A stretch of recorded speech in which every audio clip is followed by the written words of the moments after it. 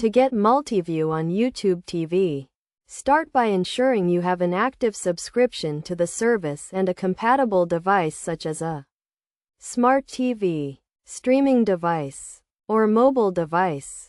First, open the YouTube TV app on your device and navigate to the Settings menu by clicking on your profile picture and selecting Settings. In the Settings menu, scroll down to the Live Guide and Multiview section. Here, you will find the option to enable Multiview, which allows you to watch up to 4 live streams simultaneously.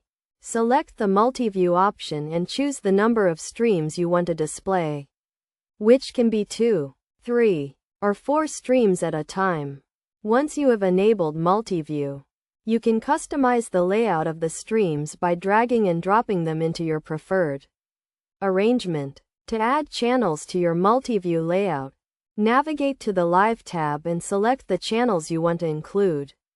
You can also use the search function to find specific channels. When you have selected all the channels you want to include, go back to the Multiview section and the channels will be displayed in the layout you chose.